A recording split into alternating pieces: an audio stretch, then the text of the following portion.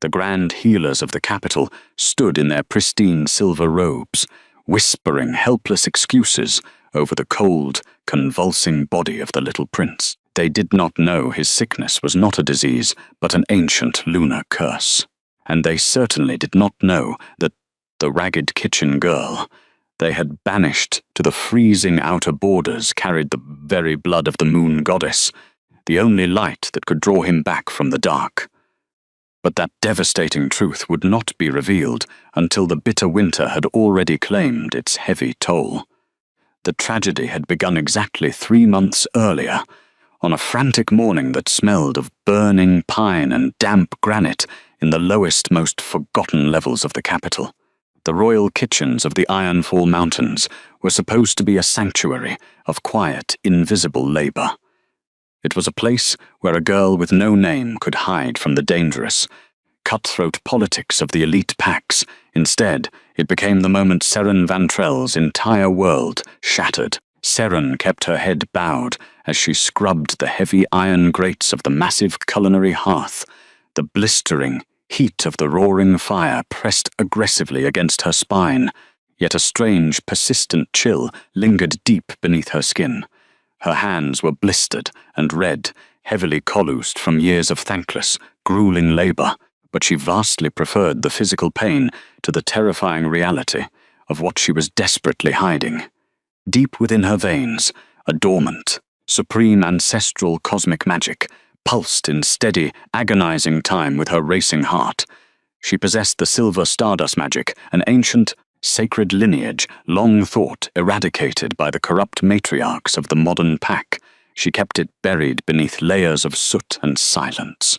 She survived solely by being invisible. She wiped the sweat from her brow, feeling the raised, crescent-shaped scar on her inner wrist brush against her soot-stained cheek. It was a claiming mark that had never been completed, a fated bond brutally severed by political circumstances she could not control.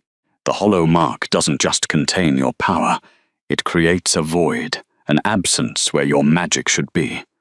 That was what her mother had whispered to her years ago, right before she died in the cold. Seren had learned to live with the agonizing void, filling the empty space with silent observation and endless bone-breaking work. The heavy oak doors of the kitchen violently swung open, shattering the domestic peace. The loud, aggressive crack of wood against stone echoed off the cavernous walls, instantly silencing the clatter of iron pots and the nervous chatter of the lower servants. Gwyneth Vance stepped into the sweltering, smoke-filled room. She wore an exquisite gown of crimson silk that trailed across the dirty floor, without catching a single speck of ash, protected by a subtle repulsion ward. The manipulative dynastic matriarch brought a sudden wave of cloying, sweet gardenia into the room, a perfume so heavy and meticulously practiced that it completely failed to mask the rotting, toxic undercurrent of her true nature. She did not walk. She glided, surrounded by a contingent of armed royal guards, and a man whose mere presence made Seren's stomach twist into tight, painful knots. Theron Vance followed closely behind his sister, his polished leather boots clicking sharply against the granite. As a royal healer, Theron was draped in the immaculate silver and white robes of his high office. His posture was stiff with unearned arrogance, his nose wrinkled in profound, exaggerated disgust at the smell of roasting venison and peasant sweat. He was corrupt, entirely status-obsessed, and dangerously incompetent, frequently using his high social standing to conceal his complete lack of true healing ability. Seren shrank back against the rough stone wall, pressing her spine into the shadows and keeping her grey eyes firmly fixed on the floorboards. A girl who has never been seen cannot be replaced because she was never there to begin with. She repeated the quiet mantra in her mind, praying desperately that the glittering nobles would simply pass her by. They did not. "There she is," Gwyneth declared, her voice dripping with venomous, theatrical triumph.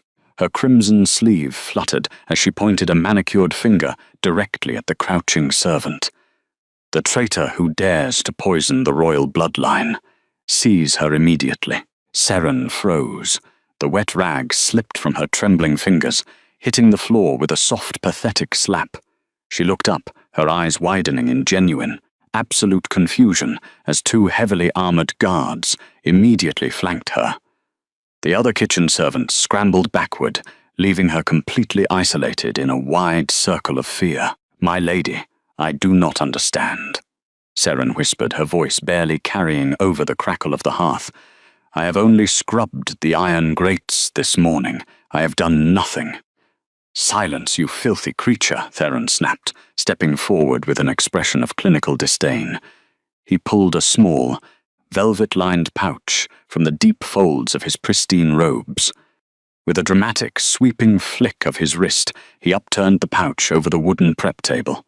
A pile of shimmering, highly toxic silver dust cascaded onto the worn wood, catching the firelight with a deadly gleam. "We found this hidden beneath your cot in the servants' quarters. The exact same silver contaminant that was traced in the breakfast broth prepared for Prince Calum."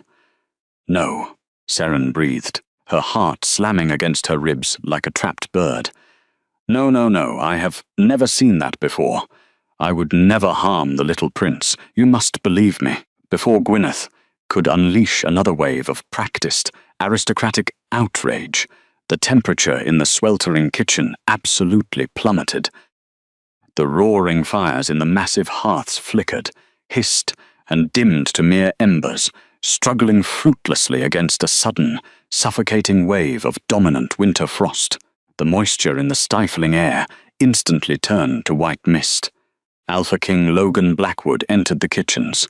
The air grew impossibly heavy, tasting sharply of biting winter storms and fresh pine. Logan was a massive, profoundly intimidating physical presence, his incredibly broad shoulders easily filling the wide doorway. His winter storm eyes swept over the silent room, projecting absolute, terrifying authority and a legendary reputation of cold, unfeeling cruelty. The weaker wolves in the room immediately dropped to their knees, unable to withstand the crushing pressure of his sovereign aura.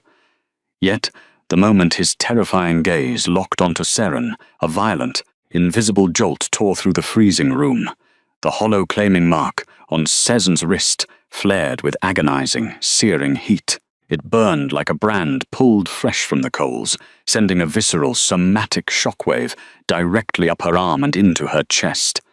She gasped, grabbing her wrist tightly, desperately trying to suppress the glowing cosmic magic that threatened to break through her pale skin in direct response to her mate's sudden proximity. Logan's square jaw clenched so hard, a muscle feathered rapidly beneath his scarred cheek.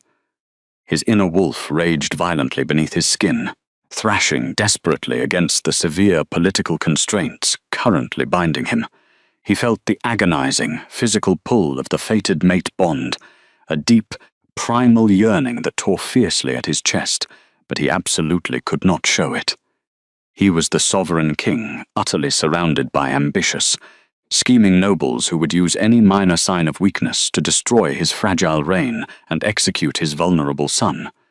"Alpha," Theron said, bowing deeply, though his dark eyes gleamed with malicious, hidden satisfaction. "We have successfully found the culprit. This low-ranking Omega has been hoarding silver dust, intending to slowly, methodically poison the young heir." Logan stepped closer, his heavy boots echoing like funeral bells against the freezing stone.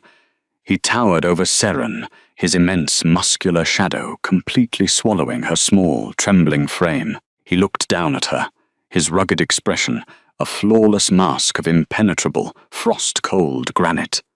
But Seren, looking through the lens of her hidden ancestral truth sight, could clearly see the tiny, imperceptible tremor in his large, lethal hands. She could feel the devastating, crushing internal guilt radiating from his massive form, a silent, agonizing apology screaming across their severed bond. He was trapped by the planted evidence. He was trapped by the rigid laws of the pack. Is this true? Logan's voice was a low, animalistic rumble that vibrated deep in Seren's chest.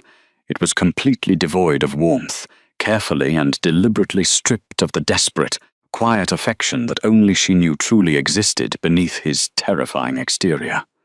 Seren looked up into his stormy eyes. She saw the impossible, devastating choice he was currently being forced to make. If he pardoned a lowly servant caught red-handed with poison, the powerful noble houses would immediately revolt, and the elite healers would abandon his sickly son to die. He desperately needed them to keep Calum alive.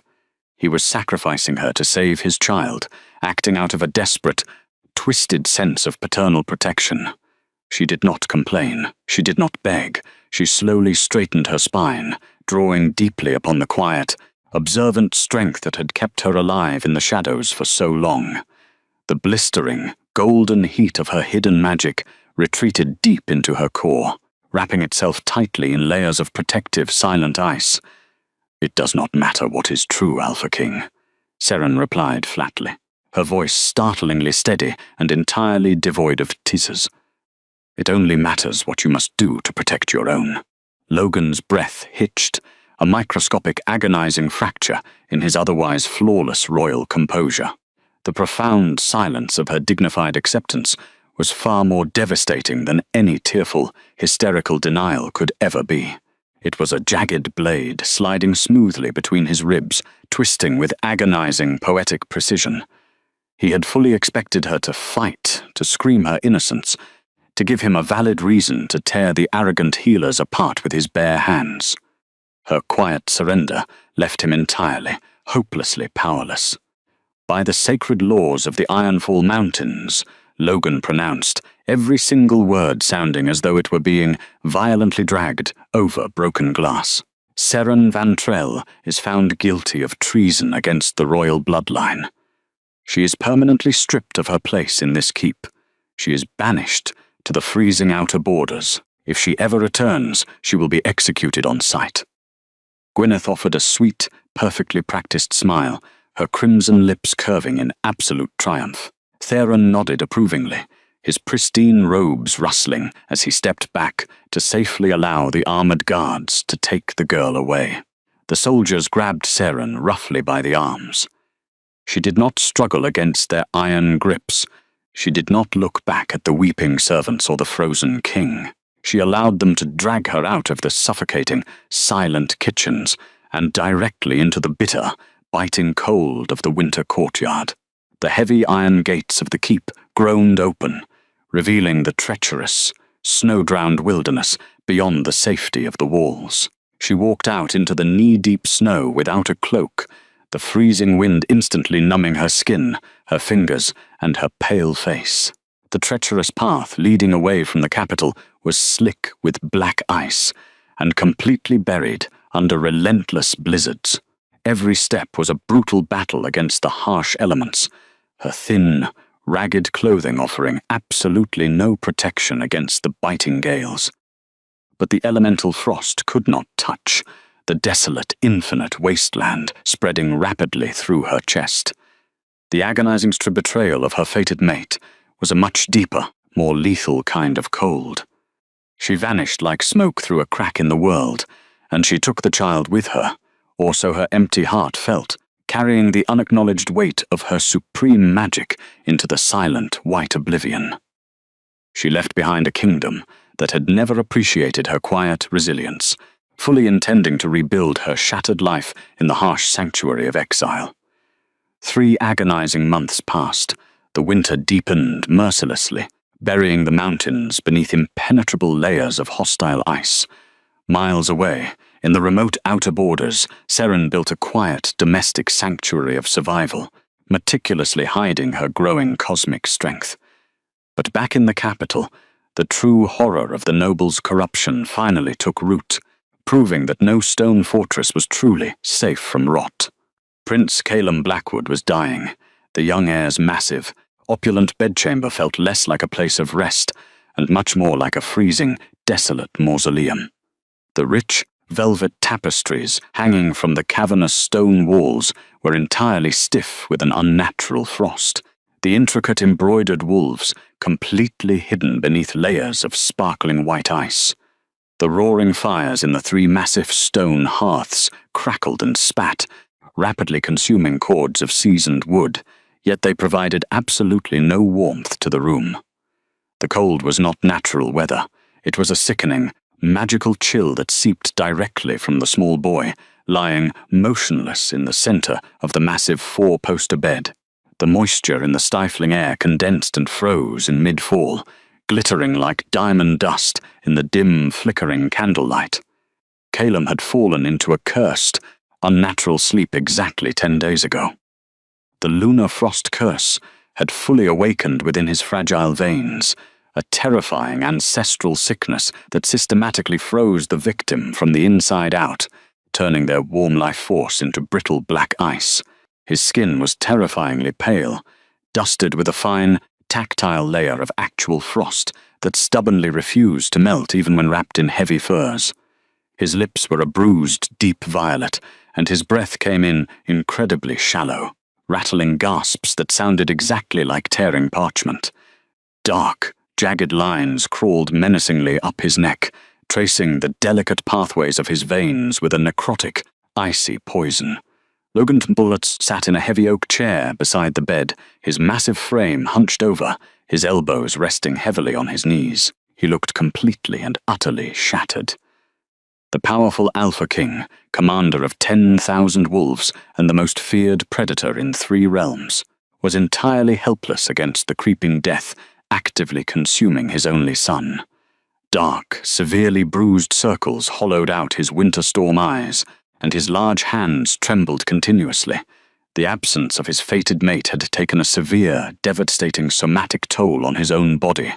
Without Seren's warm presence, the violently severed bond gnawed constantly at his internal strength, leaving him physically weakened, feverish, and drowning in desolate despair. He had banished the only source of light in his entire life to appease a corrupt court, and now the darkness was slowly taking his child.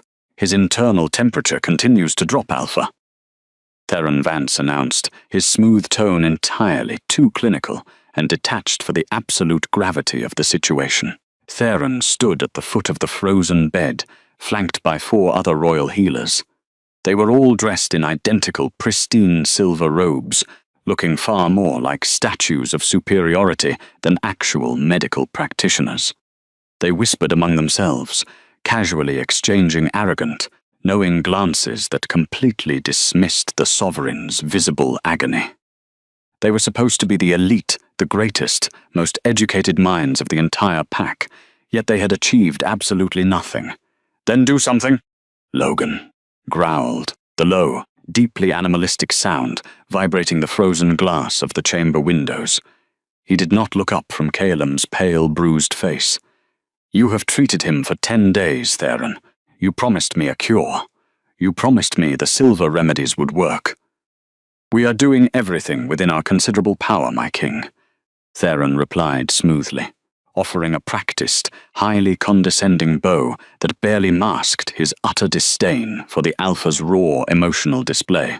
"The sickness is deeply rooted in the boy's spiritual core.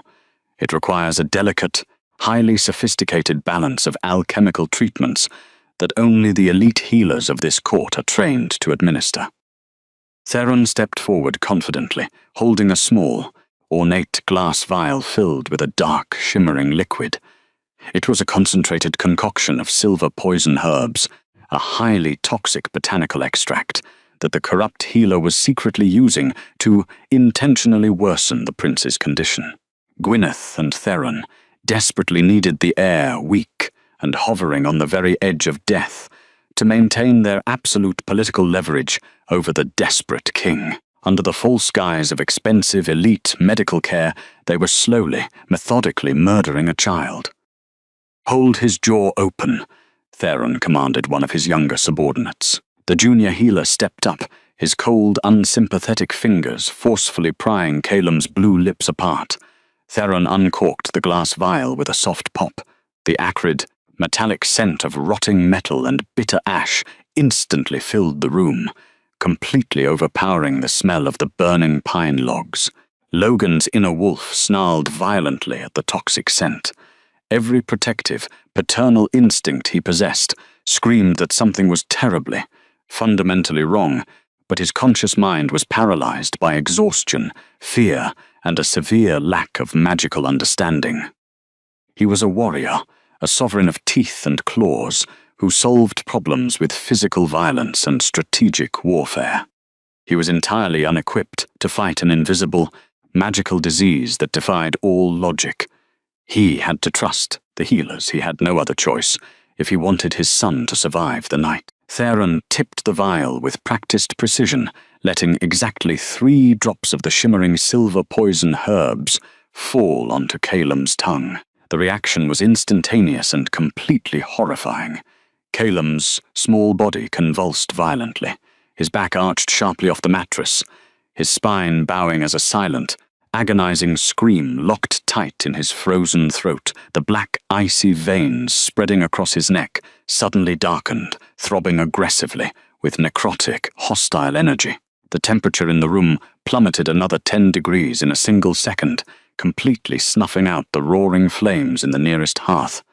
"No!" Logan roared, surging to his feet with explosive speed. The heavy oak chair shattered into splinters against the stone floor as he threw it backward. He grabbed Theron by the collar of his immaculate robes, lifting the arrogant healer entirely off the ground with one hand. Logan's winterstorm eyes shifted into burning, molten gold, the feral, unchecked fury of his alpha beast taking absolute control. "What did you give him? He is getting worse." "Please, Alpha," Theron stammered, his pristine arrogance instantly fracturing into genuine, pathetic terror as Logan's massive, calloused fingers tightened painfully against his windpipe. "It is the fever. The medicine is fighting the corruption. The violent convulsions are a necessary sign of healing. He is freezing to death," Logan bellowed, the devastating sound shaking the frost from the ceiling beams. "He is dying, and you stand here in your spotless silk, whispering useless excuses." The other 4 healers backed away in helpless terror, entirely unwilling to intervene as their corrupt leader choked in the unbreakable grip of the enraged king. They clutched their expensive medical bags to their chests, their faces pale, utterly useless in the face of raw, primordial grief. Logan threw Theron aside with a disgusted snarl. The high-status healer crashed hard into a heavy wooden cabinet, violently scattering glass vials, expensive salves, and bandages across the stone floor in a chaotic clatter. Theron scrambled backward like a frightened rat, gasping loudly for breath, his once pristine robes now rumpled and deeply stained. Logan fell to his knees beside the bed. The harsh impact bruised his bones, but he could not feel it. He reached out, his massive, scarred hands trembling violently as he hovered helplessly over his son's convulsing body. He desperately wanted to pull the child into his arms, to use his own overwhelming body heat to thaw the ice, but every single time he touched Caelim's skin, the dark frost seemed to bite aggressively into his own fingers, violently repelling him. "Caelim," Logan murmured, his deep voice breaking, shattering into 1,000 jagged pieces. The fierce, untouchable sovereign was weeping openly. Hot tears tracked down his scarred cheeks, freezing solid before they could even hit the sheets. "Please, little wolf, fight it. Do not leave me." The child's violent convulsions slowly ceased, leaving him entirely limp and terrifyingly still. The aggressive black veins settled, sinking deeper into his impossibly pale skin. His breathing was now so incredibly shallow, it was barely visible to the naked eye. Theron carefully picked himself up from the cold floor, smoothing his ruined robes with shaking hands. He exchanged a dark, highly significant look with the other healers. The poison was working perfectly. The boy was on the absolute brink of death, exactly where the Vance family needed him to be to force the king's submission. "We must allow the medicine time to work, Alpha King," Theron said, his voice carrying a sickeningly gentle, deeply patronizing tone. "We have done all that magic and science will allow today. We must prepare ourselves for the will of the moon goddess. Sometimes, even the strongest bloodlines simply fade." Logan did not look at him. He could not tear his eyes away from the bruised, frozen face of his only son. A suffocating, crushing wave of helpless despair washed over him, completely drowning out the political maneuvering, the court intrigue, and the lies of his enemies. He realized, with absolute, soul-crushing certainty, that the elite healers of his kingdom were completely useless. All their vast wealth, all their high status, and all their expensive silver herbs had entirely failed to save a dying child. The broken king buried his face in the frozen blankets, his massive shoulders shaking as he wept silently in the dark. He was a monster who successfully commanded entire armies, yet he could not fight the simple cold, and miles away, in the deep, snowy wilderness of the remote outer borders, the hollow claiming mark on a banished kitchen girl's wrist began to throb with a sudden, searing, golden heat. The heavy, suffocating silence of the royal bedchamber was suddenly broken by the harsh, grinding scrape of ancient wood against frozen stone. The massive oak doors, completely sealed shut by the unnatural winter gripping the room, were pushed open with a slow, deliberate force. Logan did not raise his head from the mattress. He remained entirely consumed by his private agony, his massive shoulders shaking as he gripped the icy bedsheets that offered absolutely no warmth to his dying son. But the corrupt royal healers instantly stiffened at the intrusion. Theron spun around, his pristine silver robes snapping sharply in the frigid air, his face twisting into a mask of immediate, visceral disgust. Beside him, Gwyneth Vance adjusted the sleeves of her exquisite crimson gown, a sweet, practiced smile forming on her lips that entirely contradicted her toxic intentions. Together, the dynastic matriarch and the corrupt medical council linked their arms, forming a physical wall of elite, unjustified arrogance. The royal guards stationed inside the chamber shifted uncomfortably, temporarily hesitant to physically touch the high medical council without an explicit, direct command from Logan. Elder Marcus Thorne stepped over the frost-covered threshold. The ancient mentor did not look like a man who belonged in the opulent, glittering halls of the capital. He wore simple, unadorned robes of coarse grey wool, heavily patched and smelling deeply of dried sage, damp earth, and old parchment. He leaned heavily on the ash staff of Marcus, a twisted conduit carved from white ash wood, its surface covered in intricate, weathered runes that pulsed with a faint, steady luminescence. His face was a map of deep wrinkles, framed by long, stark white hair, but his eyes were sharp, entirely lucid, and burning with a fierce, uncompromising intelligence. He brought an undeniable aura of genuine, ancestral authority into the desolate mausoleum, completely ignoring the hostility radiating from the elite medical practitioners. "You have absolutely no place here, old man," Theron snapped, his voice tight with defensive arrogance. He quickly kicked a discarded glass vial under the wooden cabinet, trying to hide the evidence of his toxic treatments, the lethal silver poison herbs that were actively worsening the prince's condition. "This chamber is under a strict, sanctioned quarantine. The sickness is highly volatile. Your primitive superstitions will only contaminate our sterile environment," Gwyneth added, her voice a cold-blooded clinical purr that echoed off the frozen stone walls. "The young prince requires advanced alchemy, not archaic rituals. You are trespassing on royal ground." Marcus ignored the arrogant nobles completely.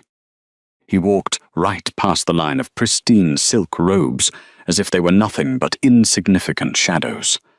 The ambient temperature around the wise elder seemed to stabilize slightly, the bitter, biting gales retreating from the soft, warm glow of his wooden staff. He stopped at the edge of the massive four-poster bed, looking down at the small, violently trembling boy with an expression of profound, heartbreaking sorrow. Caelim's skin was entirely translucent, the delicate veins beneath glowing with an eerie, unnatural blue light that signaled the total collapse of his internal magic. The bitter frost had even begun to crystallize on his eyelashes, painting the innocent air in the colors of death. "You are a fool, healer," Marcus said softly, his voice a deep, resonant rumble that carried the weight of centuries. You treat the physical body while completely ignoring the spiritual rot, actively consuming his soul. All your vast wealth and expensive alchemy cannot fight an enemy that feeds entirely on the very medicine you administer. Logan slowly raised his head.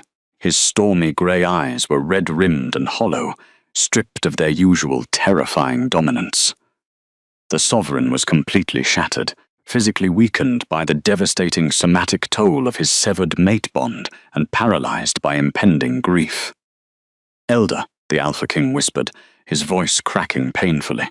"They say their silver treatments have failed, even as they call them elite remedies. Can you save my son?" "I cannot, my king," Marcus replied with agonizing honesty. He reached out with a bare, calloused hand, hovering his palm just inches above the dying child's chest. He did not touch the freezing skin. Instead, he closed his eyes and allowed his sensory awareness to merge with the dark energy radiating from the boy. Because this is not a natural fever. It is not an infection of the blood or a weakness of the lungs. The child is suffering from the lunar frost curse. A sharp, collective gasp echoed from the younger medical subordinates. Theron scoffed loudly, crossing his arms over his chest in a theatrical display of clinical disdain, while Gwyneth rolled her eyes with practiced mockery, entirely dismissive of the elder's wisdom. The corrupt healer sneered, his dark eyes flashing with malicious contempt, a pathetic myth used to frighten unruly pups in the outer villages. "The boy is suffering from a severe elemental imbalance. I am applying the standard, approved botanical extracts to correct it." "You are actively feeding the ice," Marcus countered sharply, slamming the base of the ash staff of Marcus against the stone floor. The loud, resounding crack silenced the room instantly. The dark, jagged veins crawling up his neck are a clear, undeniable symptom of ancestral corruption. The frost does not respond to standard silver magic. In fact, it aggressively absorbs the toxic properties of your unrefined alchemy, turning your treatments into silver poison herbs that systematically shut down his organs. Logan's square jaw clenched, a violent surge of protective adrenaline temporarily cutting through his thick, suffocating despair. He looked closely at the dark lines tracing his son's throat. He remembered the boy's horrific convulsions immediately after swallowing the shimmering liquid Theron had provided. The realization that the elite treatments were actually accelerating the death of his child hit the Alpha like a physical blow to the ribs. His breathing hitched, the sound ragged and dangerous in the quiet room. "If the remedies are useless," Logan demanded, his voice dropping into a low, dangerous growl that vibrated the frozen glass in the window panes, "then how do we stop it? Tell me what to do, Marcus. I will tear down the entire mountain if I must. I will wage war on any kingdom that holds the cure. I will burn the world to the ground to save him." "Violence will not save him," Marcus murmured, his ancient eyes filled with deep sympathetic sorrow. "You cannot fight the cold with fangs and claws. This dark ancestral winter can only be drawn out by its absolute opposite. It requires a living vessel of the ancient moon, a carrier of the silver stardust lineage who can wield silver stardust magic to dissolve the ice without burning the child. It seeks out the deepest wounds and fills them with the pure, sovereign light of the celestial bodies. Only a woman bearing that sacred bloodline can touch the cursed frost and survive." Theron laughed, a sharp, unpleasant sound that lacked any genuine humor, while Gwyneth merely smiled her toxic, empty smile. "You dare suggest a savior exists among the commoners? The boy is already dead. The Sunborn and lunar lineages were entirely eradicated during the Great Pack Wars centuries ago. There is no such vessel in the Ironfall Mountains. You offer the grieving father a ghost of a chance based on forgotten history." "They were not eradicated," Marcus corrected quietly, his gaze shifting directly to the Alpha King. "They were simply driven into hiding by ambitious, scheming nobles who feared their pure power. An incomplete crescent acts not merely as a seal, but as a ravenous vacuum masking your true potential. The true vessels walk among us, hiding their incredible cosmic strength behind physical exhaustion and quiet observation, bearing incomplete claiming scars to mask their true nature. The breath completely vanished from Logan's lungs. A violent, invisible jolt tore directly through his massive chest. The phantom sensation of a severed, fated bond flared with agonizing, searing heat. The phantom pain radiated from his heart down to his fingertips, completely overwhelming the biting, unnatural cold of the sick room. He stood frozen, his mind suddenly spinning with terrifying, devastating clarity. The pieces of the puzzle slammed together with a force that nearly brought the sovereign Vust to his knees, a vessel hiding in plain sight, an incomplete claiming mark, a supreme glowing cosmic warmth hidden beneath layers of physical exhaustion and soot. Logan remembered the blistering heat of the massive culinary hearth. He remembered the heavy, suffocating scent of burning pine and damp granite when he had first walked through the lower quarters. But most importantly, he remembered the exact moment his terrifying gaze had locked onto the ragged, kneeling servant. He had felt the visceral, somatic shockwave of their connection. He remembered the crescent-shaped scar on her inner wrist, angry and raised, a mark he had foolishly dismissed as a tragic, defective flaw. He remembered how her mere proximity had made his inner beast thrash with primal yearning, a desperate craving for the golden, radiant heat he had sensed buried deep within her fragile frame. He remembered the raw, unpolished beauty of her face, smudged with hearth ash, yet glowing with an inner light that had captivated his wolf instantly. She was the one woman who had never asked him for a crown, who had only ever wanted the safety of his arms, and he had foolishly cast her away. Seren Vantrell was not a defective, wolfless Omega. She was the legendary vessel. She was the carrier of the ancient truth. The crushing, absolute weight of his own monumental failure crashed down upon him, stealing the very air from his lungs. He had watched the corrupt matriarch Gwyneth plant toxic evidence in her quarters. He had allowed the elite nobles, including Theron, to dictate the laws of his kingdom. He had stood before the entire court and permanently banished the only source of light in his life, condemning his fated mate to the freezing, desolate wilderness of the outer borders. He had sent the only cure for his dying son into exile just to appease a court of traitors. "Alpha?" Marcus asked softly, noticing the sudden violent tremor shaking the massive sovereign's frame. "Do you know of such a woman?" Logan did not answer immediately. He closed his eyes, his mind flashing back to the profound silence of her dignified acceptance on the day of her banishment. She had not cried. She had not begged. She had looked up into his stormy eyes with devastating clarity. She had understood the terrible choice he was making to protect the young heir, because monsters do not kneel to speak to children, because monsters do not search for a year, because monsters do not look at me the way you do. She had seen the desperate, vulnerable man beneath the terrifying beast, and in return he had repaid her quiet, absolute devotion with a brutal public discarding. "I cast her out," Logan whispered, his voice completely devoid of strength, sounding entirely like a man bleeding to death from a fatal wound. "I listened to the lies of the noble houses, and I threw her to the winter storms. I banished the vessel." Theron's pristine face drained of all color, while Gwyneth took a sudden frightened step backward, her polished leather boots scraping loudly against the stone. The arrogant healers realized instantly that the king had just connected the fabricated treason in the kitchens to the current, horrific reality of the sick room. The sweet scent of gardenia that usually masked Gwyneth's rot was suddenly overwhelmed by the sharp metallic tang of pure terror. The sorrow in the Alpha King's eyes vanished, instantly replaced by a burning, molten gold. The feral, unchecked fury of his inner beast exploded outward, a crushing wave of sovereign dominance that violently shattered every remaining glass vial in the wooden cabinet. The sheer force of his dark aura forced the younger healers to their knees, pinning them helplessly against the freezing floorboards.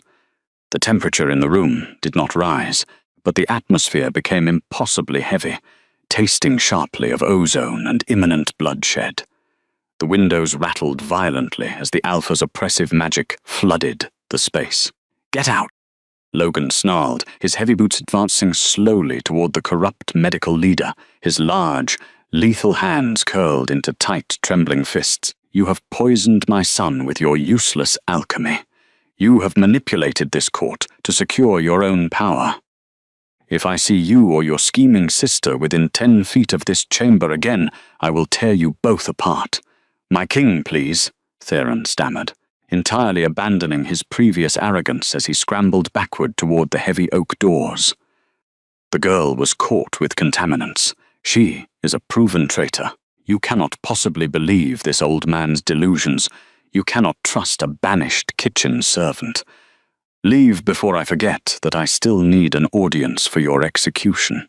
The sovereign roared, the devastating sound shaking the frost from the ceiling beams. The elite healers did not hesitate. Theron and Gwyneth scrambled frantically out of the room, leaving behind their expensive medical bags and their shattered dignity. The heavy doors slammed shut behind them, leaving only the ancient mentor, the dying child, and the broken, furious king in the oppressive silence. The ambient cold of the lunar frost curse seemed to laugh at his delayed realization, pressing harder against the boy's failing heartbeat. Logan turned back to the bed. His chest heaved violently as he fought to regain a fraction of his lost control. He looked at Calem's pale, bruised face, tracing the dark, jagged lines of the curse with his eyes. The boy's breathing was growing dangerously faint, a shallow rattle that signaled the absolute end was rapidly approaching. They had completely run out of time. He reached out and gently brushed a lock of silver hair from his son's frozen forehead, a silent promise burning in his chest. The Alpha marched purposefully toward the chamber balcony. He threw open the heavy glass doors, stepping out into the howling, biting gales of the northern winter. The northern winds howled like dying wolves, tearing through the heavy velvet curtains and scattering the remaining warmth from the room. He did not feel the stinging ice against his scarred cheeks. He only felt the agonizing, physical pull of the severed mate bond, pointing directly toward the remote. Desolate mountains of the outer borders. The hollow space inside him screamed for the warmth he had sent away. "Captain of the Guard!" Logan bellowed over the roaring wind, his voice carrying the desperate, commanding authority of a sovereign going to war. Below in the courtyard, a contingent of heavily armored royal guards instantly snapped to attention. The massive captain, a veteran warrior scarred by countless battles, stepped forward from the ranks, bowing his head deeply against the freezing snow that whipped through the stone citadel. "Summon the royal trackers," Logan ordered, his words cutting through the storm like sharpened steel. "Saddle the fastest horses. Empty the barracks if you must. I want every available warrior riding north before the hour is finished. Anyone who delays will answer to my claws." "Who are we hunting, Alpha?" The captain yelled back, his hand already resting on the hilt of his broadsword, ready to unleash the full military might of the Lunar Pack. Logan gripped the stone railing of the balcony until the granite cracked beneath his immense strength. His molten gold eyes stared out into the endless white oblivion, his heart physically aching with the desperate need to reclaim what he had so foolishly thrown away. He had broken her trust, but he would tear the world apart to find her again. "We are not hunting," the Alpha King declared, his voice thick with raw, unyielding devotion. "We are searching for Seren Vantril, the banished kitchen servant. You will ride into the worst of the blizzards. You will tear apart every remote village, and you will not return without her. Find her, Captain. Find my mate, and bring her home." The outer borders were a desolate graveyard of forgotten souls, buried beneath an eternal, blinding sheet of relentless white snow. The jagged peaks of the Ironfall Mountains acted as a brutal barrier, isolating the small, weather-beaten wooden cottage from the rest of the hostile world. For 3 long months, right up until the critical 11th day of the young prince's illness, the banished kitchen girl had found uninterrupted peace in the dead silence of exile. There were no arrogant nobles demanding service in these deep woods. There was no toxic scent of sweet gardenia masking the political rot of the dynastic matriarchs who ruled the capital. There were no hushed, cruel whispers echoing down cold granite hallways. There was only the honest, biting wind, the thick scent of damp pine, and the steady rhythm of absolute survival. Seren knelt quietly by the small stone hearth, feeding dry strips of tree bark into the flickering orange flames. Her hands were still calloused, wrapped in coarse wool bandages to protect her skin against the blistering frost, but they no longer shook with the constant anxiety of the royal palace. She had rebuilt her shattered life with meticulous resilience. She gathered wild herbs, chopped firewood, and embraced the profound invisibility that the sovereign had so cruelly forced upon her. In the shadows of the frozen wilderness, she was finally free to exist without the crushing weight of elite expectations. Yet her bodies stubbornly refused to let her forget the brutal past. The crescent-shaped claiming mark on her inner wrist had been throbbing with a searing heat for 2 entire days. It was no longer the sharp burn of a violently severed bond. Instead, the somatic feedback had shifted into a heavy, desperate pulse, perfectly echoing the frantic heartbeat of a massive predator drowning in sudden despair. The golden light of her dormant cosmic magic pushed against her veins, responding eagerly to a magnetic pull she tried to suppress beneath layers of internal ice. The severed bond wasn't merely holding her energy captive, it carved out a desperate chasm, an aching crater demanding her mate's stabilizing presence. On the critical 11th day of the prince's illness, the peaceful silence of the snowy woods shattered instantly. The loud crunch of heavy iron-shod hooves, trampling the frozen earth, echoed aggressively through the pine trees. The ambient temperature inside the cabin dropped several degrees as the protective wards she had unknowingly established recognized an overwhelming intrusion. Seren slowly wiped the hearth soot from her coal-used fingers, her chest tightening with an undeniable sense of impending confrontation. She did not panic. She did not attempt to run. She simply walked to the heavy timber door and pulled the iron latch back, fully prepared to face whatever executioners the corrupt court had sent. 30 heavily armored royal trackers formed an intimidating semicircle around her tiny, snow-covered courtyard. Their gigantic war horses huffed thick clouds of white mist into the freezing air, stamping their heavy hooves against the black ice.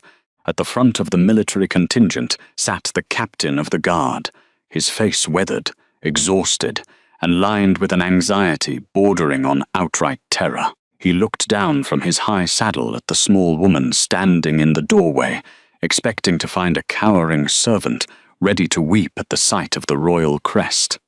Instead, the seasoned commander found an unbroken spirit.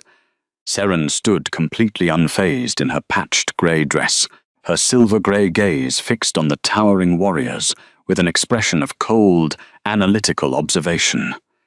She casually leaned against the wooden doorframe, her posture radiating a quiet authority that made the captain's massive warhorse step backward in nervous submission. The glowing warmth of her ancient lineage hovered invisibly around her delicate shoulders, neutralizing the bitter winter gales threatening to invade her warm sanctuary. She held her ground without speaking a single word. "By direct order of the Alpha King," the captain began, his voice surprisingly hoarse, lacking the usual booming arrogance of the capital's elite military forces. "You are officially pardoned of all past transgressions. You are to be safely escorted back to the lunar keep immediately." The young woman did not blink. She tilted her head, allowing the freezing wind to catch the loose strands of her hair. "A pardon strongly implies that a crime was actually committed," she replied flatly, her voice cutting through the whistling storm like sharpened glass. "I poisoned no one. I was maliciously stripped of my pack status and dragged into this frozen wasteland to satisfy the political ambitions of corrupt healers who feared my true lineage. The large warrior flinched, the undeniable truth of her sharp words striking him with physical force. He quickly dismounted, his heavy boots sinking into the winter drifts, and respectfully removed his iron helm in a gesture of unprecedented humility. "The young heir is dying," he confessed, the raw desperation fracturing his disciplined military composure. "Prince Calum has fallen to the lunar frost curse. Theron Vance and his prestigious medical council have completely failed to save him. Their expensive silver remedies have only accelerated the boy's deterioration. Elder Marcus has revealed that only the carrier of the ancient truth can draw out the poison without killing him. You are the only one who can save the child." A sharp pang of genuine sorrow instantly struck her chest. Her absolute, justified disdain for the arrogant nobles did not extend to the innocent heir. She vividly remembered the fragile boy with the bright, trusting smile, the only soul in the stone fortress who had ever thanked the invisible kitchen staff when they brought him warm bread. But she also understood the unforgiving mechanics of the noble court. If she returned simply because she was ordered by a military escort, she would remain a disposable medical asset, used and discarded the moment her utility expired. She would not allow them to lock her back in a cage. "I will not be dragged back in chains, nor will I ride behind you like a summoned dog," she stated clearly, the golden light of her hidden magic briefly flashing in her striking eyes. "But I will ride with you, not for the Alpha King who stood in silence while I was thrown to the winter storms. I returned solely for the innocent boy who is freezing to death under the toxic care of absolute traitors." The captain bowed his head in overwhelming relief, immediately offering her his own armored warhorse.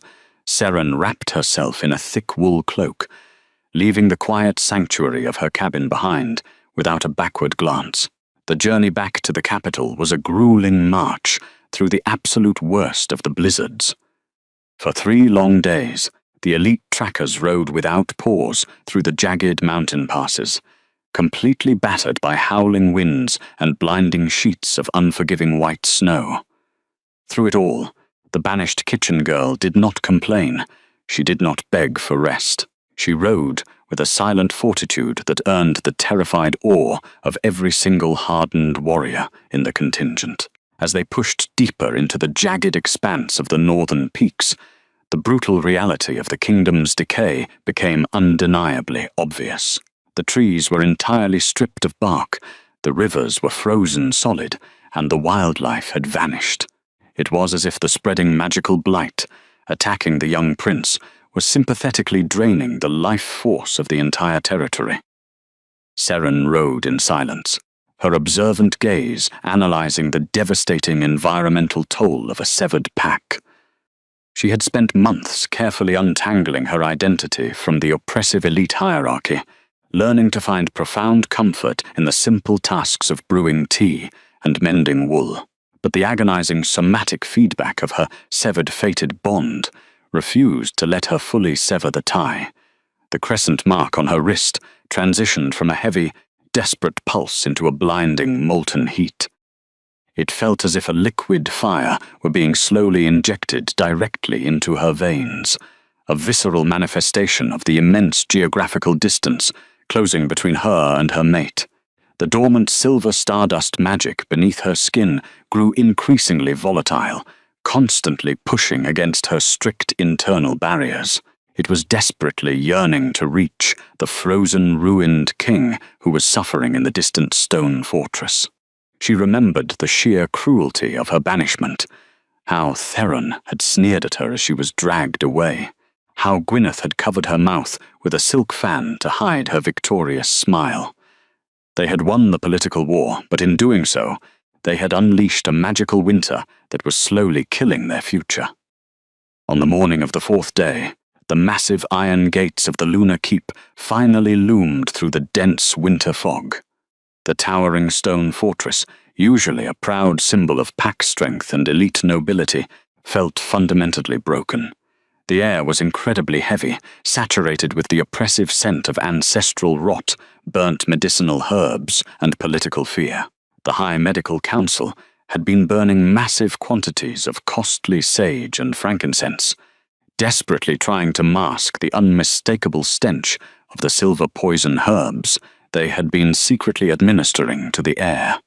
As the royal escort rode through the outer gates, the sprawling courtyard was already packed with terrified pack members, heavily armed guards, and whispering nobles wrapped in expensive furs.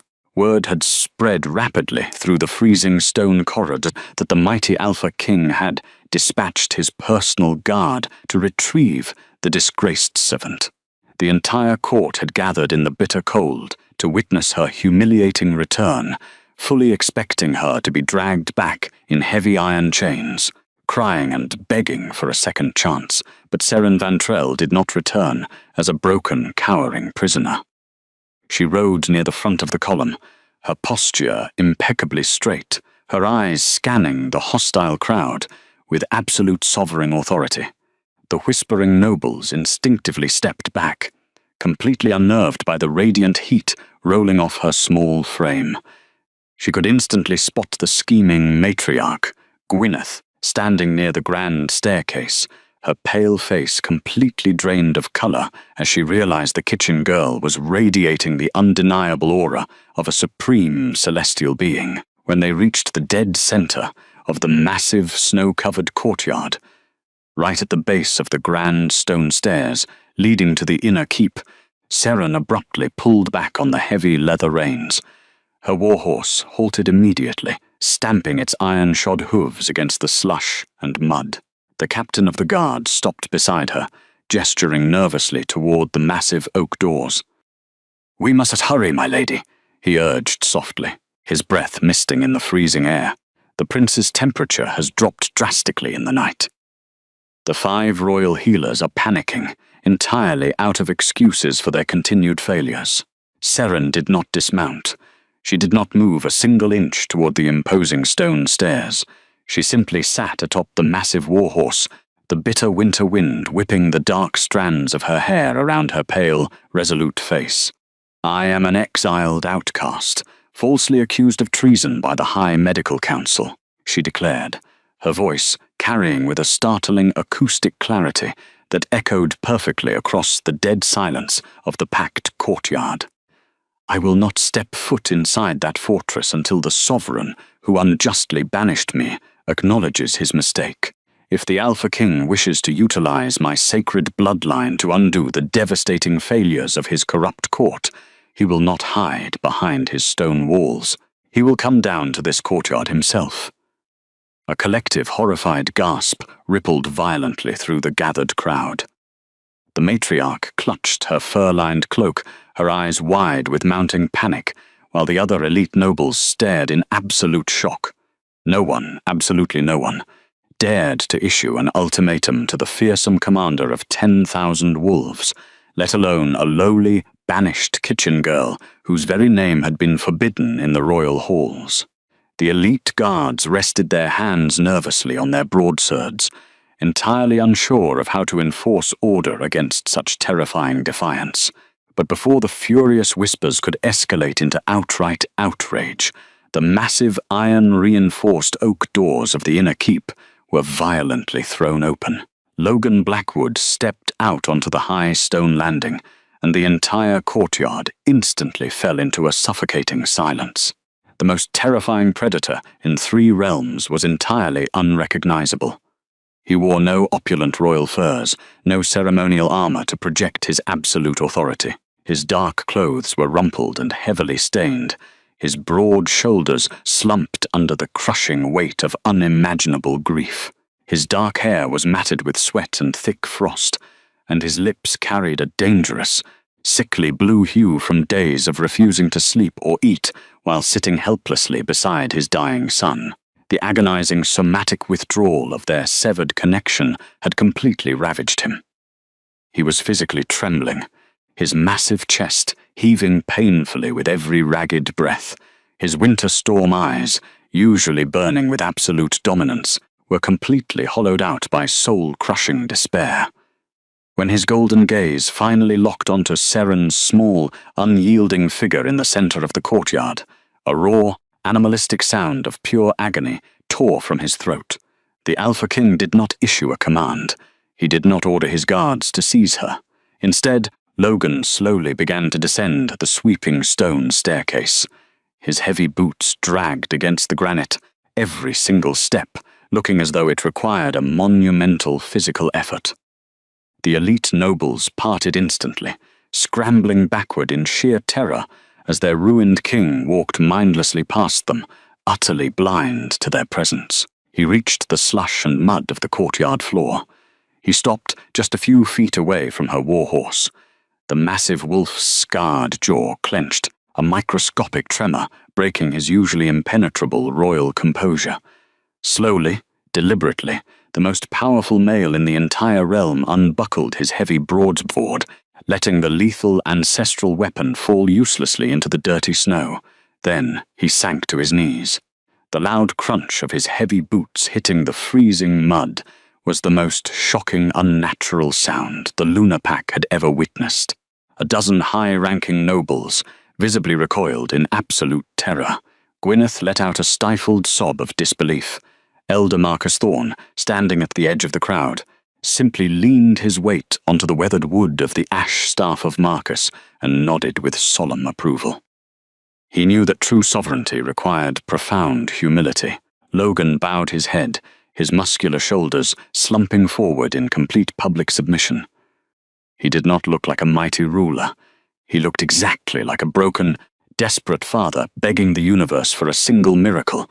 "I was completely blind," Logan choked out, every single syllable vibrating with such devastating regret that it echoed off the stone walls of the keep.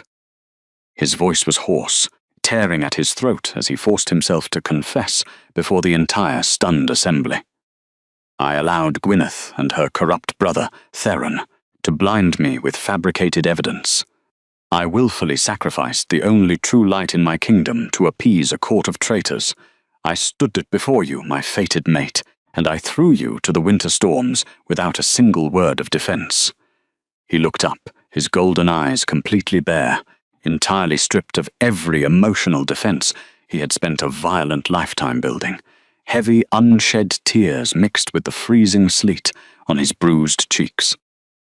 "And now, my innocent son is freezing to death from the archaic affliction, a curse their useless alchemy only feeds. I do not ask for your unearned forgiveness, Seren. I do not deserve the grace of your warmth. Punish me, hate me, strip me of my crown and let me die in the snow. But please, please save my boy." The absolute emotional ruin of the highly feared Alpha struck the deepest, most compassionate chord within her tired soul. The defensive ice she had carefully built around her heart began to permanently crack, rapidly melting beneath the overwhelming force of his uncompromised poetic justice. He had brought himself incredibly low, entirely stripping away his own sovereign dignity in the freezing mud to publicly acknowledge her undeniable personal worth. Seren slowly dismounted the warhorse, her boots pressing directly into the slush. She did not flinch from the biting cold, or the hundreds of terrified eyes watching her every move. Instead, the dormant silver stardust magic within her veins fully awakened in direct, soaring response to his complete surrender. Her calloused hands began to gently glow with a brilliant celestial light, beautifully illuminating the dark, desolate courtyard with the pure, sovereign power of her ancient bloodline. She stepped forward and knelt quietly in the mud, directly opposite the broken king. She reached out without hesitation, pressing her glowing, incredibly warm palms against his frozen, trembling cheeks. The searing heat of her claiming mark instantly resonated with his damaged soul, sending a massive restorative shockwave of pure golden warmth directly into his hollow chest. Logan gasped loudly, his eyes rolling back slightly as the sheer relief of their reunited bond crashed through his freezing system like a sudden tidal wave of molten honey. The physical contact rapidly melted the thick frost clinging to his clothes, pooling warm water onto the dirt beneath his knees. "I will not let Kellum die," she murmured, her voice beautifully steady and thrumming, with ancient, awakened authority that carried to every listening ear in the courtyard. "But hear me well, Alpha King. I am not returning to your palace as a hidden, invisible servant. I am not returning to scrub the toxic ashes from your iron grates. I am the vessel of the ancient moon, and I will be treated as your absolute equal." Logan leaned heavily into her warm hands, his massive frame shaking with tearful devotion. "You will be my queen," he swore fiercely, his voice a low, deeply reverent rumble that vibrated against her palms. "You will return as the true, undisputed sovereign, and those who dared to wrong you will face the merciless fury of my fangs." Seren nodded slowly, the glowing stardust magic settling gently back beneath her pale skin, leaving a lingering, comforting warmth in the freezing air. She pulled her hands back, deliberately ignoring the desperate, animalistic whimper that escaped the massive beast's throat at the sudden loss of her physical contact. She rose gracefully to her feet, looking up at the imposing stone fortress, where the 5 arrogant royal healers were currently failing the dying heir. "Then rise, Logan Blackwood," she commanded quietly, her silver-grey eyes flashing with righteous, unyielding determination as she turned toward the grand staircase. "We have a prince to save, and a corrupt court to completely dismantle." The Alpha King rose from the freezing slush, his massive frame unfolding with a slow, terrifying grace. The heavy mud clung to his dark trousers, completely ruining his royal garments. But Logan Blackwood had never looked more like a sovereign ruler than he did in that exact moment. He turned his broad shoulders toward the gathered court, his piercing gaze sweeping over the hundreds of terrified nobles, elite warriors, and whispering servants who had crowded into the courtyard to witness the spectacle. The absolute, suffocating silence of the frozen wilderness pressed down upon the fortress. No one dared to breathe. The biting northern wind whipped through the stone archways, yet it felt entirely insignificant compared to the crushing, oppressive weight of the king's newly restored aura. "Hear me," Logan's voice boomed, a deep, resonant roar that vibrated against the ancient granite walls and rattled the heavy iron gates. It was the undeniable sound of an apex predator reclaiming his absolute territory. "The treason charge against Seren Vantrell is hereby completely and permanently overturned. The silver contaminants found in her quarters were deliberately planted. The accusations were completely fabricated by ambitious cowards who sought to blind this crown and manipulate its future. She is no traitor. She is the true, undisputed vessel of the ancient moon, and she is under my absolute, unbreakable protection." A collective, horrified gasp rippled violently through the sea of expensive furs and polished armor. Near the base of the grand staircase, Gwyneth Vance stumbled backward. The dynastic matriarch's exquisite crimson silk gown suddenly looked pathetic and garish against the stark, brutal reality of the winter snow. Her meticulously practiced sweet smile had completely shattered, rapidly replaced by a mask of raw, visceral panic. The heavy perfume of sweet gardenia that usually preceded her every step was now entirely overpowered by the acrid, metallic stench of her own rising terror. "Alpha, you cannot possibly mean this," Gwyneth cried out, her voice pitching into a desperate, shrill frequency as she frantically tried to maintain her slipping grip on the court's narrative. She took a panicked step forward, gesturing wildly toward the small, patched woman standing calmly in the mud. "Look at her. She is a filthy servant, a low-ranking Omega who scrubs the hearths. She was caught with the toxic dust in her own hands. You are letting your immense grief for the prince cloud your rational judgment. You cannot elevate a kitchen rat over the High Medical Council." Logan snarled, his heavy boots stepping forward to physically shield his fated mate from the noblewoman's toxic venom. But Seren gently placed a collused hand against his muscular forearm. The sovereign instantly froze, his feral aggression melting into immediate, absolute obedience at her simple touch. Seren stepped around his massive frame, completely refusing to hide behind his physical strength. She did not raise her voice. She did not scream her innocence. She simply looked at Gwyneth with the cold, analytical observation of a celestial being evaluating a deeply flawed insect. We are small things in a world of teeth, Gwyneth. Smallness is a gift. Use it. Seren stated quietly, the soft ancient words, carrying a startling acoustic clarity that pierced the howling blizzard. You thought my quietness was a fatal weakness. You believed that an invisible, lowly Omega could be easily discarded to protect your dynastic lies. But being ignored allowed me to watch you. It allowed me to see the deep rot spreading beneath your pristine silk. The dormant, silver stardust magic in the young woman's veins flared in direct response to her quiet declaration. A brilliant, undeniable wave of pure, glowing celestial warmth rolled outward from her small body, sweeping effortlessly across the frozen courtyard. The sheer, overwhelming purity of the ancient magic slammed into the corrupt matriarch. Gwyneth gasped, her knees violently giving out as the oppressive weight of the true lunar lineage forced her to collapse into the slush. The haughty noblewoman trembled helplessly in the mud, entirely unable to look up into the blinding, righteous light radiating from the woman she had once ordered to be executed. Logan did not spare a single glance for the weeping matriarch. He turned to the heavily armored captain of the guard, his molten gold eyes burning with uncompromising justice. Lock down the courtyard, seal the outer gates. No member of the Vanson family is permitted to leave this fortress. If anyone attempts to flee, execute them on sight. Yes, Alpha, the seasoned commander roared, slamming his iron gauntleted fist against his chest plate in a crisp, deeply respectful salute. The royal trackers immediately drew their broadswords, forming an impenetrable ring of cold steel around the perimeter. The king turned back to Seren, the lethal violence in his posture vanishing the exact instant his gaze found her face.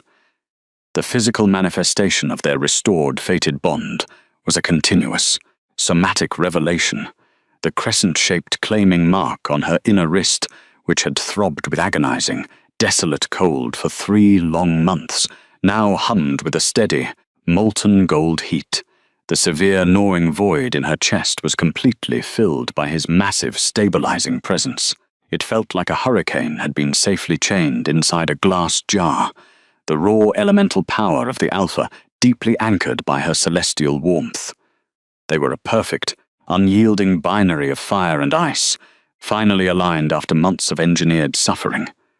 "Show me to the boy," she murmured, her silver-grey eyes softening as she looked at the exhausted father. Logan nodded, gently extending his large, scarred hand. He did not grab her arm or attempt to lead her by force. He offered his palm with profound, hesitant reverence, waiting for her explicit consent. Seren placed her small, heavily corlused fingers into his massive grip. The tactile contrast was stark, her rough, working-class skin against his battle-hardened scars, yet the internal magical resonance was flawless. Together, they turned and walked toward the imposing grand staircase of the inner keep. As they ascended the massive granite steps, a flood of dark memories washed over the returning outcast. She looked down at the freezing stone beneath her worn leather boots. She had bled on these exact stairs. She had scrubbed the harsh winter salt from these stones until her knuckles were raw and split. She had frozen in the deep shadows of these corridors, desperately making herself invisible to avoid the cruel kicks of the passing nobles. She had been absolutely nothing here. But today, the oppressive architecture of the towering citadel felt fundamentally different. She was no longer a disposable asset. She was walking into the heart of the kingdom as its undeniable sovereign, with the most feared predator in 3 realms walking half a step behind her, a lethal, devoted shadow guarding her back against any remaining threats. They walked past the silent, stunned crowd, still lingering on the steps, crossing the threshold from the wet outdoor slush into the silent, frosted corridors. The heavy, iron-reinforced oak doors of the citadel swung open, revealing the cavernous, dimly lit hallways of the royal residence. The transition from the biting outdoor blizzard to the interior of the fortress offered absolutely no relief from the cold. In fact, the ambient temperature inside the keep was far worse. The hostile magic had seeped deeply into the very foundations of the ancient architecture. The rich, velvet tapestries that lined the walls were entirely stiff with thick, unnatural ice. The intricate stone carvings of ancestral wolves were buried beneath layers of sparkling white frost. The roaring fires in the corridor hearths had been completely suffocated, reduced to smoking, pathetic embers that produced a sickly blue light. The air tasted sharply of ozone, biting winter magic, and severe elemental decay. But beneath the frost, her ancestral truth sight detected something far more insidious.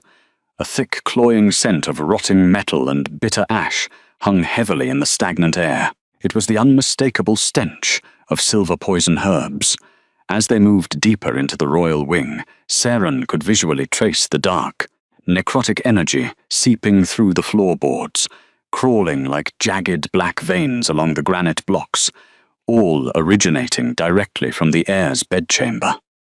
They navigated the frozen labyrinth until they reached the massive double oak doors of Prince Caelim's secure suite. Standing quietly in the shadowy alcove beside the entrance was Elder Marcus Thorne. The ancient mentor leaned heavily on the weathered ash staff of Marcus, the intricate carved runes pulsing with a faint, stabilizing warmth that weakly pushed back against the encroaching ice. When the wise elder saw the couple approaching, a profound expression of relief washed over his deeply wrinkled face. He did not bow to the Alpha King. Instead, Marcus lowered his head deeply toward the young woman in the patched dress, fully recognizing the supreme celestial magic practically vibrating beneath her skin. "You have returned to us, child of the moon," Marcus whispered, his resonant voice thick with unshed tears. "The boy's internal magic has completely collapsed. The ice has reached his heart. You have very little time." Logan's massive chest hitched, a sharp, terrified intake of breath breaking the silence. He reached out and pushed the heavy wooden doors open with a forceful, desperate shove. A physical blast of unnatural winter immediately rushed out into the hallway, carrying the devastating cold of a frozen grave. The opulent sick room was a desolate, terrifying mausoleum. Every single surface was covered in a thick, glittering layer of dark frost. In the center of the massive four-poster bed lay little Caelim, his small body so incredibly pale and still that he looked like a fragile porcelain doll shattered by the cold. The dark, jagged lines of the curse had completely consumed his neck and were actively creeping up his delicate jawline. But blocking the path to the dying child was a physical wall of sheer, unearned arrogance. Theron Vance stood firmly at the foot of the frozen bed, flanked tightly by the 4 other royal healers. They had linked their arms, forming a deliberate, hostile barricade of pristine silver robes between the door and the prince. The elite royal guards stationed in the room hesitated, temporarily unwilling to physically manhandle the High Medical Council without an explicit, direct command from the Alpha King. They were surrounded by shattered glass vials and discarded medical bags, the useless tools of their corrupt trade scattered across the icy floorboards. When the medical leader saw the massive Alpha enter the room, his dark eyes widened in momentary panic, but when his gaze shifted and landed on the small, ragged woman standing beside the sovereign, his fear instantly warped into visceral, elitist disgust. "Alpha King," Theron barked, his voice tight with defensive panic and clinical outrage. He puffed out his chest, attempting to project a false aura of elite medical authority. "What is the meaning of this intrusion? This chamber is under a strict, sanctioned magical quarantine. The young prince is in an incredibly delicate transition state of alchemical balance. You cannot simply drag a filthy kitchen rat into a sterile healing environment." Logan let out a low, deeply animalistic snarl that vibrated the frozen glass of the window panes. His molten gold eyes flashed with lethal intent, his massive hands curling into tight, bone-crushing fists as he prepared to physically tear the arrogant man's head from his shoulders. "I warned you, Theron," the Alpha rumbled, the sound promising absolute, immediate bloodshed. But before the beast could lunge forward to slaughter the corrupt council, Seren squeezed his hand, anchoring his feral rage with her steady, glowing warmth. She stepped past the king, entering the freezing sick room alone. Her thin leather boots crunched loudly against the frost-covered stone. She did not look intimidated by the 5 highly educated, wealthy nobles blocking her path. She looked at them with the quiet, devastating pity of a true healer confronting absolute butchers. "He is not in a transition state of alchemical balance, healer," Seren stated flatly, her silver-grey eyes locking directly onto Theron's panicked face. "He is dying. And he is dying because you have been intentionally feeding the ancestral frost with unrefined, toxic botanicals to secure your family's political leverage over the crown." "How dare you!" Theron shrieked, his pristine facade cracking entirely as the ugly, undeniable truth was spoken aloud. He pointed a trembling, manicured finger at her face. "You are a disgraced Omega. You possess no pack status, no formal training, and absolutely no magic. You are a defective, broken servant who belongs in the dirt. Guards, remove this delusional creature immediately." No guards came. The absolute silence of the room stretched tight, heavy with the impending shift of monumental power. The returning outcast did not argue with the frantic, scheming fool. She simply continued to walk forward, her pace slow, deliberate, and utterly unstoppable. The ambient temperature of the sick room began to change violently.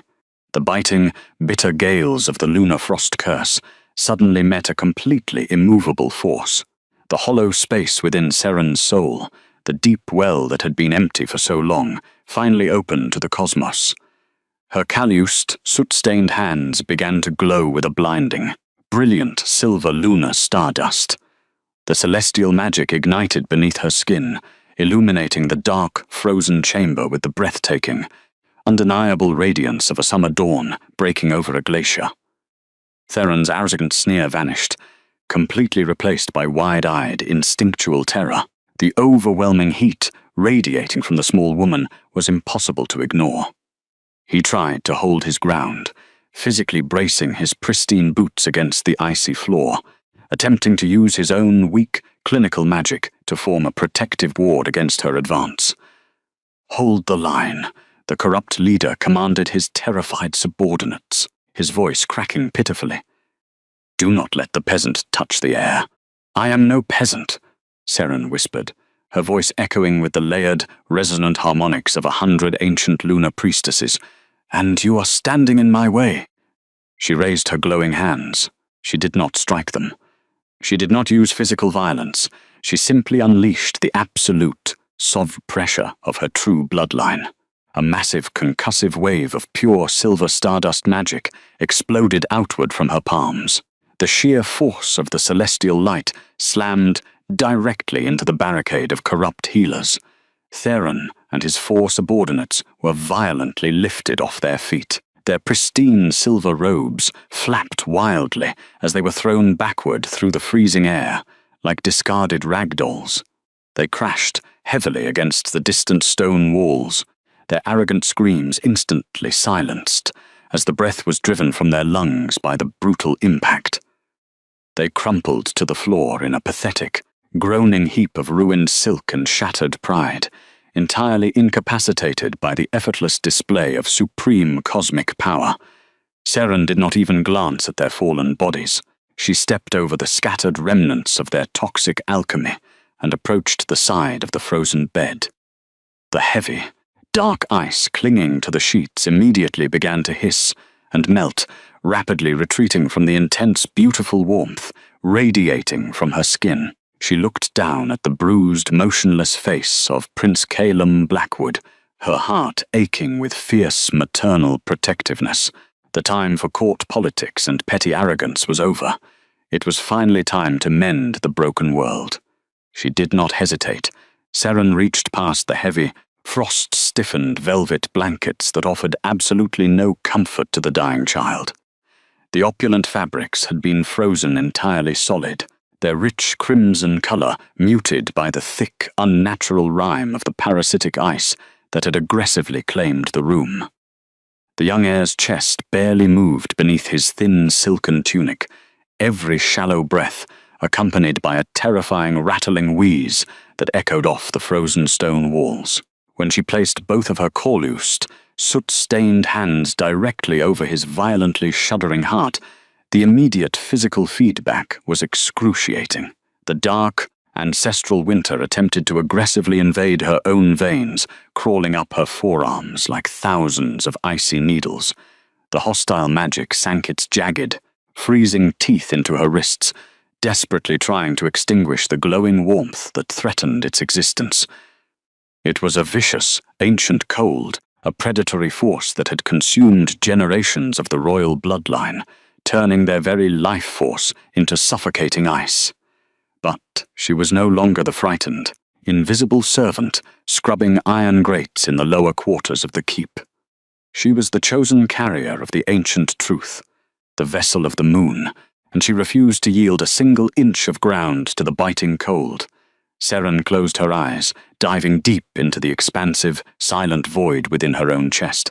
For years, she had genuinely believed that the empty space behind her ribs was a fatal flaw, a tragic emptiness left by a broken bond, and a cruel pack that had discarded her. She had endured the sneers of the elite, the constant whispers that her wolf was defective, that she was entirely barren of magic. Now she understood its true, magnificent purpose. Her severed bond hadn't simply locked her strength away. It had carved out a deliberate vacuum where ordinary magic would reside. But this vast, hollow space was not a defect. It was a necessary sanctuary, an infinite canvas designed specifically to hold the overwhelming brilliance of the cosmos. The universe had simply been waiting for the exact moment she was needed most.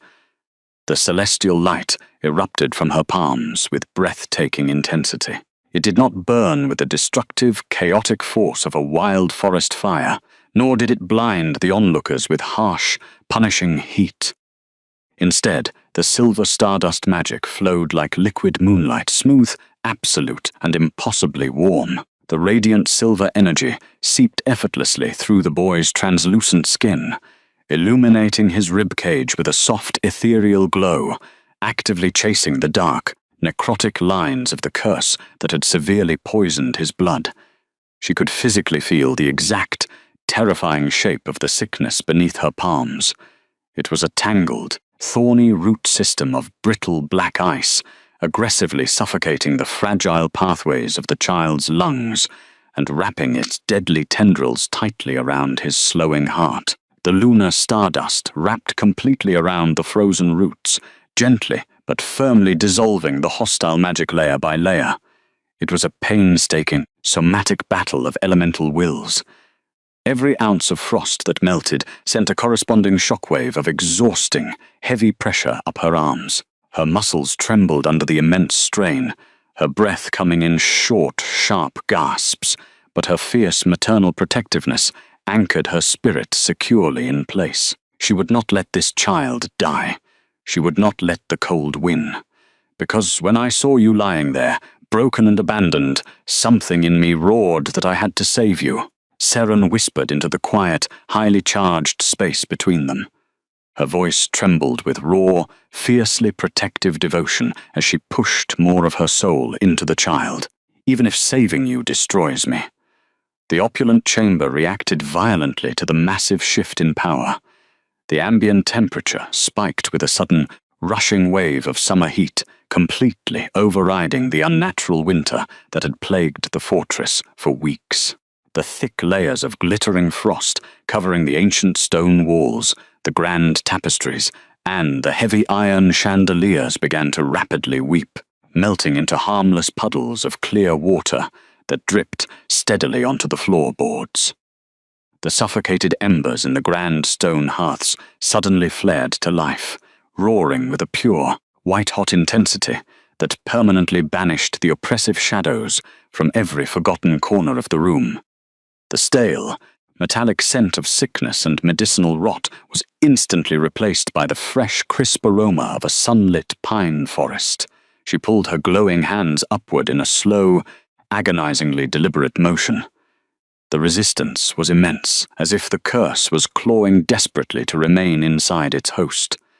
As she lifted her palms away from the boy's chest, a thick, viscous cloud of black miasma was physically dragged out of his fragile body, clinging stubbornly to her radiant fingers before finally tearing loose. The dark curse screamed silently, emitting a horrible, high-pitched atmospheric frequency that violently shattered the remaining glass medical vials on the wooden cabinets, raining glittering shards across the floor. With a final, concussive surge of golden heat, the celestial vessel completely severed the dark magic's hold on the royal bloodline. The black vapor snapped entirely detached from the boy. Calum Blackwood took a massive, shuddering breath. The agonizing, shallow rattle in his lungs was completely gone, replaced by the deep, steady rhythm of healthy respiration. The terrifying blue hue rapidly faded from his small lips, instantly replaced by a healthy, flushing pink that signaled the robust return of his natural wolf vitality. The dark, jagged veins completely melted away beneath his skin, leaving his face flawless, relaxed, and incredibly warm. The little prince slowly fluttered his eyelashes, adjusting to the brilliant silver light filling his bedchamber. His bright, clear gaze, free of the cloudy glaze of the curse, immediately found the gentle woman leaning over him. "The bread girl," the innocent child murmured sleepily, a small, trusting smile gracing his exhausted features. He reached up a tiny hand, weakly grabbing the rough wool of her patched sleeve, his small fingers clinging to her warmth. "You smell like the sun, like summer."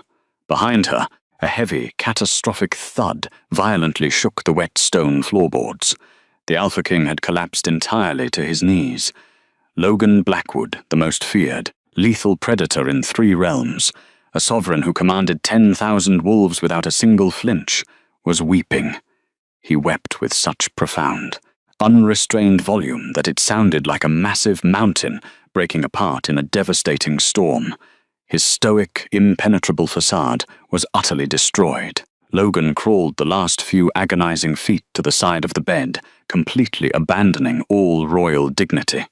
His large, heavily scarred hands reached out with terrifying, clumsy desperation, shaking so violently he could barely clasp the edge of the mattress. Seren quietly stepped back, smoothing her apron, allowing the broken father the necessary space to gather his small, completely healed son into his broad, muscular chest.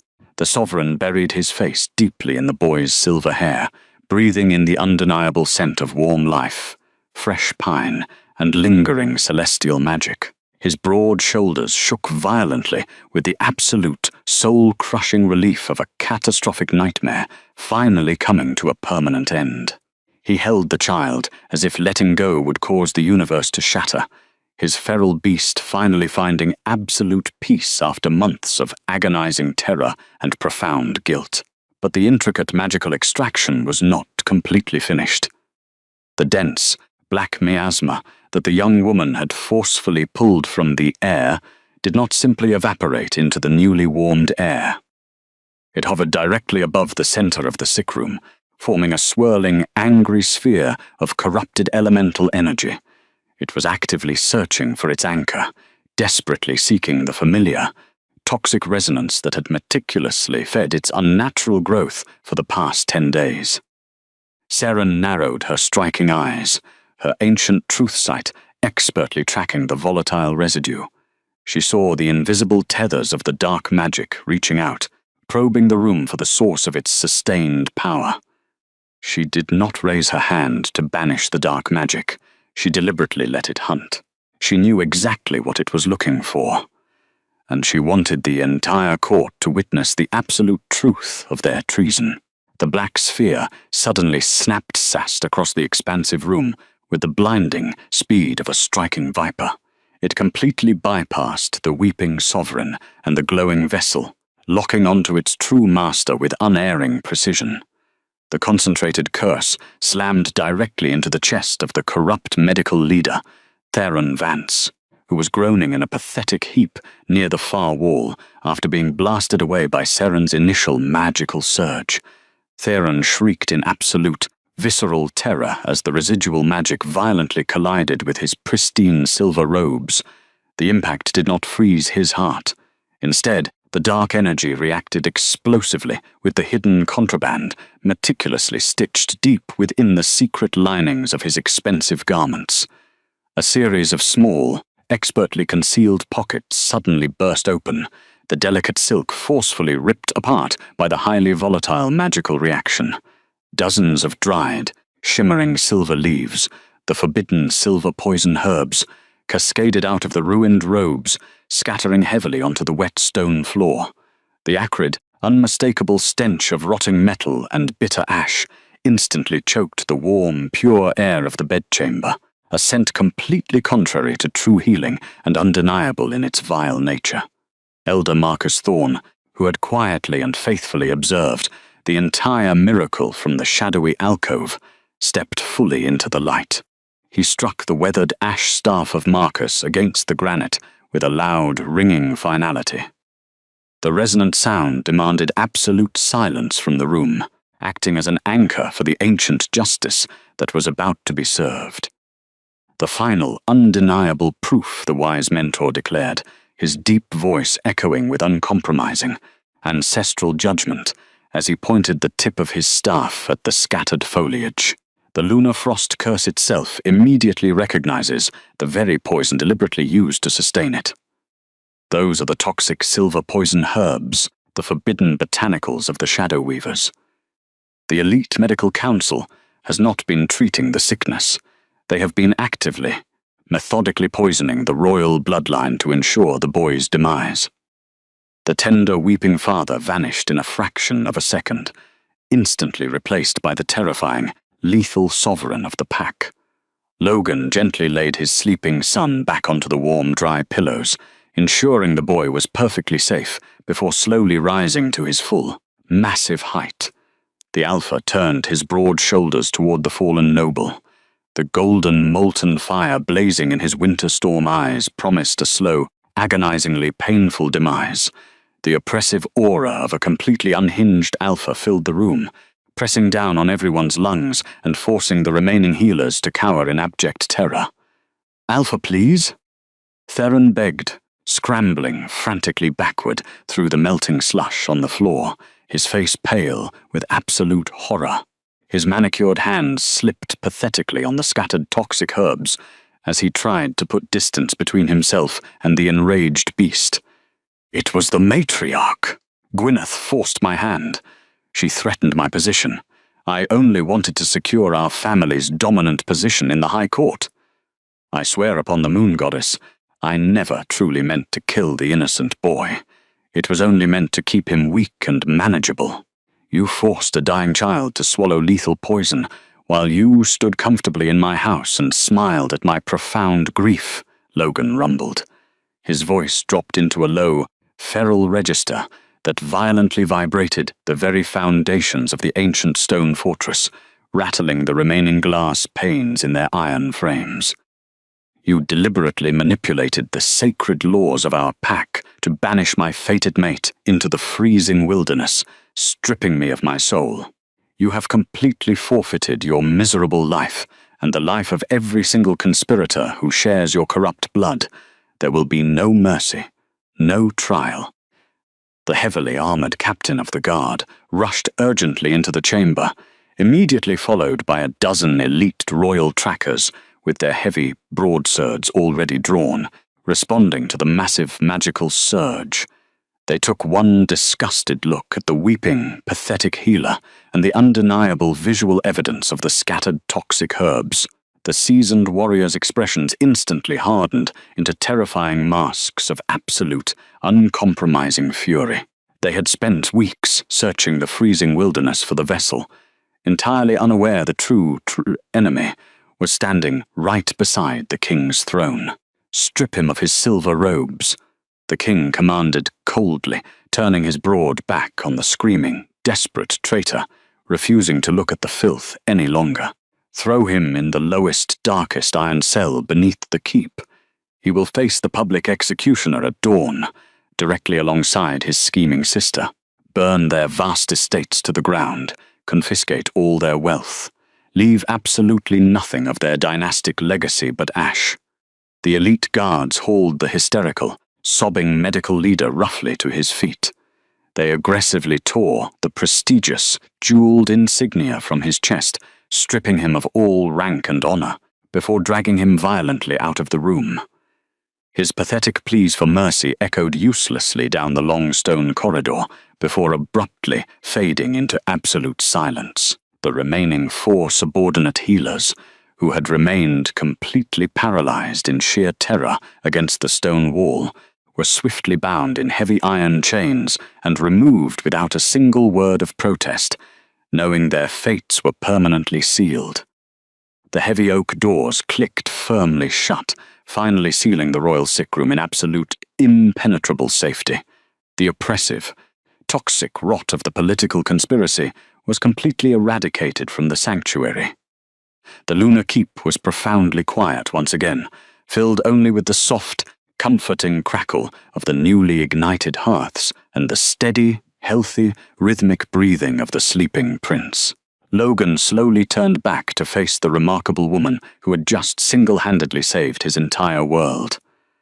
The massive beast did not stand tall in his reclaimed, absolute authority. He approached her with slow, profoundly reverent steps, completely ignoring the fact that his dark, royal clothing was entirely ruined by the mud of the courtyard where he had knelt earlier. He stopped just inches away from her.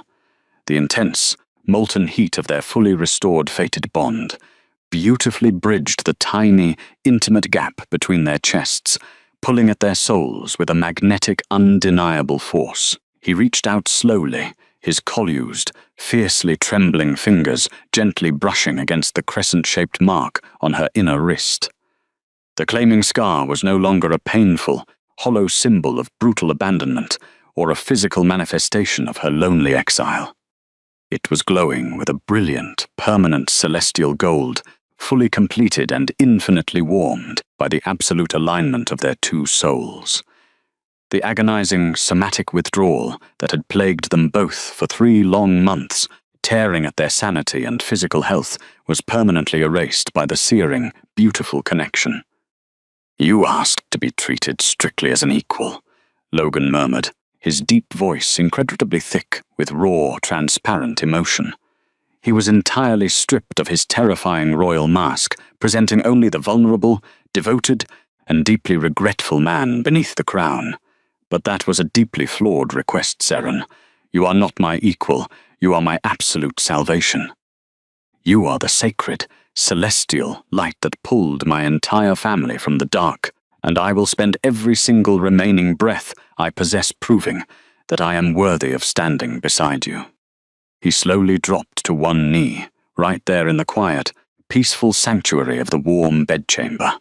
It was not a political bow in the mud of the courtyard, but a true, intimate surrender of his very soul. He bowed his dark head before the former kitchen servant in a gesture of total, uncompromised public submission. I permanently yield my absolute authority to the vessel of the ancient moon. I proudly name you the High Lunar Priestess of the Ironfall Mountains. I name you my queen, my true fated mate, and the sole sovereign of my heart.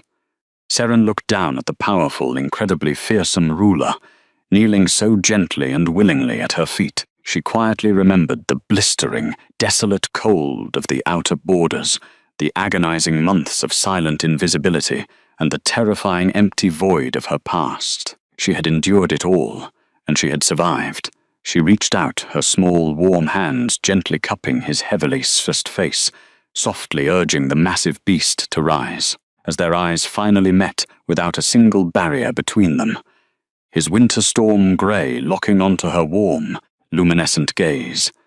The last remaining shards of protective ice around her heart completely dissolved into the bright, enduring summer warmth of his absolute devotion.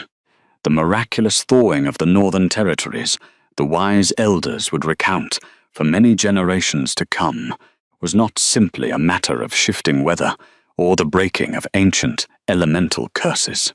It was the legendary story of a fiercely guarded king who finally learned how to yield his absolute authority, and a quiet, resilient queen who taught him exactly how to heal a broken world.